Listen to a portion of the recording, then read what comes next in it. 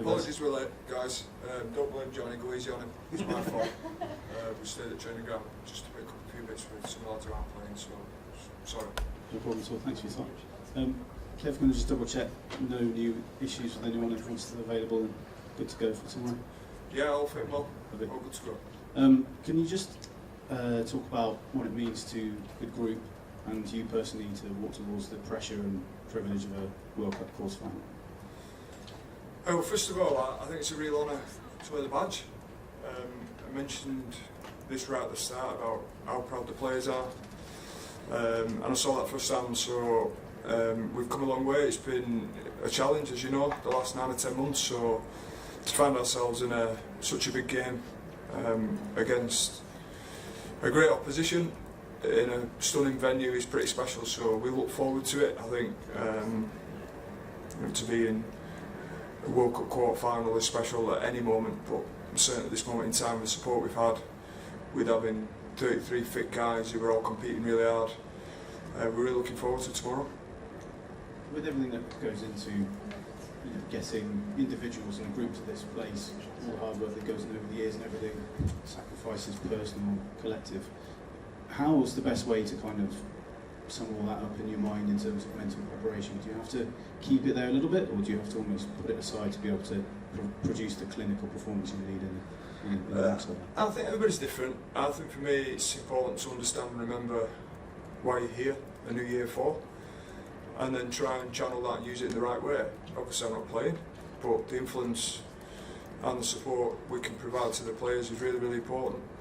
We want them to bring the best of themselves, and we back them and believe in them to go and do the best, and they trained really, really well this week.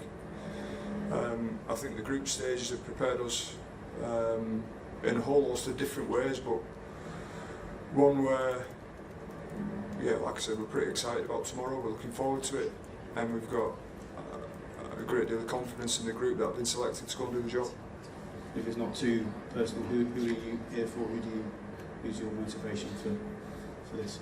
Don't worry if it is too. No, it's not. It's family. I think it'd be with most, but also my good mate Rob is probably part of why I'm here.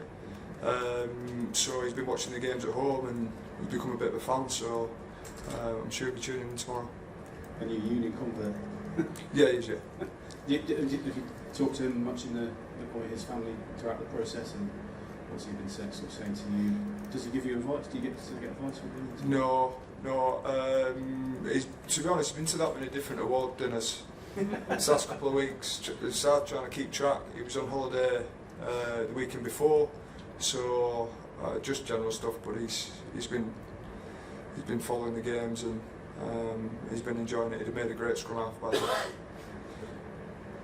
Johnny, a lot of the guys, you spoke about this being, being clear about sort of bonus time with England for you for this tournament. A game like this is such a massive opportunity. It's why you're here, isn't it? I mean, does that really sort of kind of get the juices flowing in the right way the closer you get to the game? Yeah, of course it does. I mean, for me, I'll try my best. Like Kev said, everybody's going to approach this game a bit differently. For me, very much just another day at the office. I'd be preparing to be the best I could be, whether I was playing for Gloucester, for England, any game I was going to play. However, you can't help but notice or absorb or be overwhelmed by the occasion and what it's going to be, and that will build from now really towards the game. And with that comes, like Kev says, the emotions, the journey you've been on, who you're here for. And that's just there for me. I don't need to go chasing that. That motivation's there. It will simmer away and build towards the game, and I just need to stay focused on just trying to be the best I can be for the boys. Me as well, sorry. I feel strange with the mic when I know you can all hear me. But if it's for those guys, we'll sit a bit closer, sorry. And kind of just for both of you, that's all right, we'll just talk a little bit about Marcus Smith and his clear qualities at 15. You talked before about having a conversation about trying him there, but it's obviously gone very, very well, and you must both be very excited about him bringing everything he can can to this match? Me first. No, we're blessed, aren't we? To have obviously Fred, a young player, one of the best fullbacks in the world, and now Marcus, completely different type of player, but in his own right, has been brilliant when he's come on at fullback, and he deserves the opportunity. It's not about who's better than who or who's better than that. It's about Steve picking the person he thinks is best to get the job done, and he backs Marcus this week, and so does everybody we've got behind him. And personally, I'm excited for him. I think he deserves the chance. I'm excited to play with him as well because of the skills and abilities he has. So yeah, great opportunity for us all.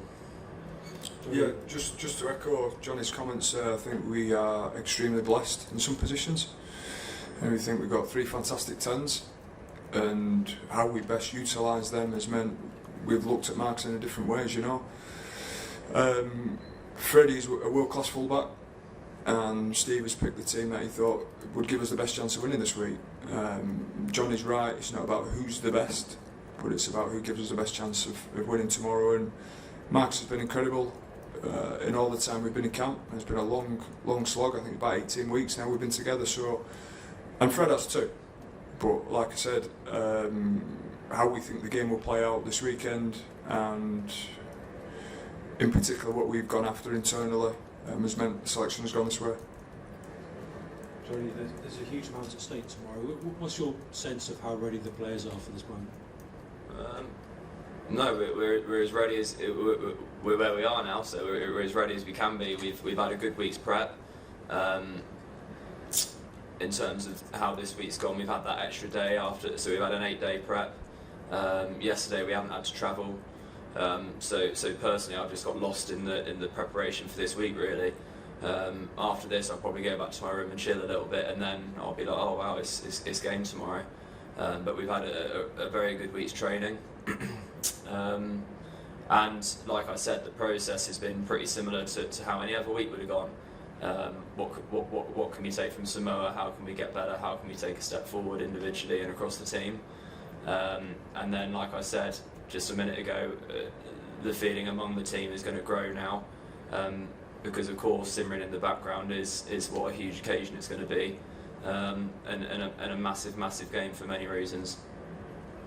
And Kev, Jamie George was talking earlier in the week about how you played some clips from the Fiji game and also played some clips of some of the good stuff you've done in the group stage. How useful an exercise was that to show the team how far they've come since August? Hopefully Jamie answered that. I think I'm just trying to do my job and prepare the players the best I can. I think most coaches around the world, whether that be in rugby or in any sport, will try and find ways to influence and get response from the players in a positive way, and that game was important for us. I think 7 weeks ago now, and we've adjusted and we've tweaked some bits, but it'll always be about the players. It's always been about the players, it always will be, and our role as coach is to support and help and try and put them in the best possible place to go and do a great job tomorrow evening. And I've loved working with them. They've been an outstanding group. It has been a challenge, but it should be.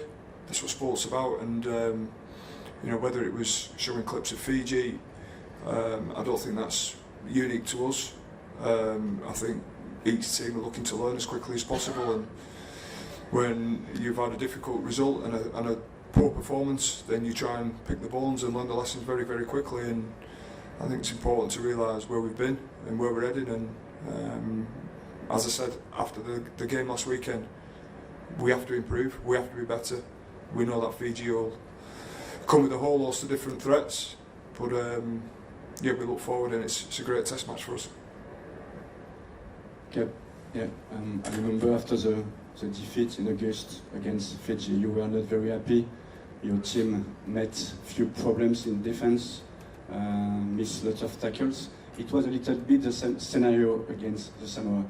Does it mean it's more difficult for a European team to defend against this kind of players who attack from everywhere on the pitch?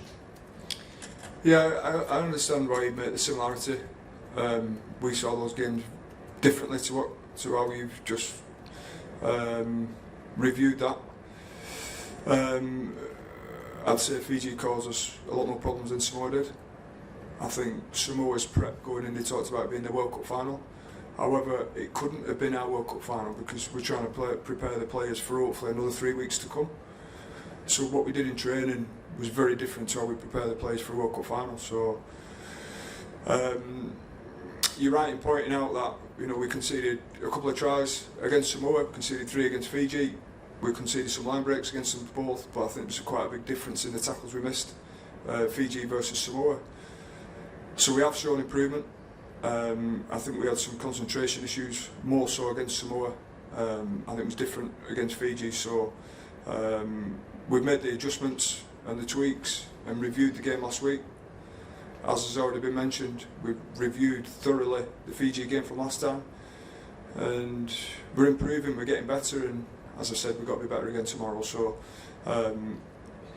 certainly, I understand why you asked the question, but probably view it a little bit differently too.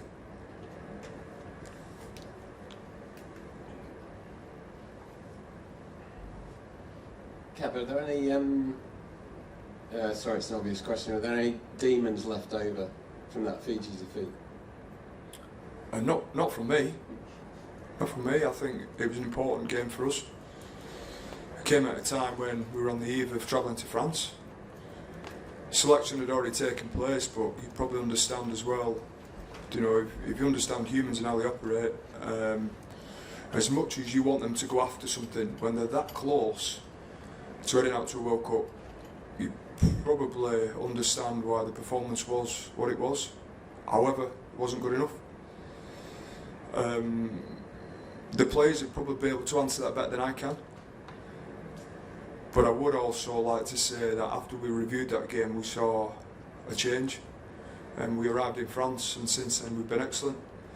So whether we have demons tomorrow, whether there's some guys who are anxious about the game, whether there's some guys who are excited and really looking forward to it, I think that'd be the case no matter who we're facing in a game of this magnitude. It's really important for us, and there's always going to be nerves, and if you want to term it as demons when you're in quarterfinals. It wouldn't matter who we face. These guys are a threat, they're a serious opposition for us, and we look forward to playing the best we can. Kev, can I ask you about your scramble defence specifically in the second half against Samoa? What do you feel that says about you as a side? Well, if you're comparing the two games, we didn't have that last time we played Fiji, and that's been something that we've worked hard on. For me, our team scrambles in defence shows your spirit and your togetherness. I think the tackle Danny Kerr came up with at the end, I think there were 4 occasions we came up with try-saving tackles. Shows the spirit the group have, and the best way for us to display it, because we can talk about it and you guys can believe it, or you don't have to believe it, and same with the outside world. Like, the best way for us to show it is how hard they work for each other, and thankfully we're starting to see some really good signs. Now, I caveat that with, I don't want us to be in those positions. I don't want us to have to show that we can scramble and cover 4 tries up. I want our front line to be as strong as it can be, and I want us to be physical and aggressive. However, we understand that the quality of the opposition we face, we will get busted from time to time, and when you've got spirit of the guys, spirit like Johnny has next to me, and that runs through the team, then I look forward to watching how we play tomorrow.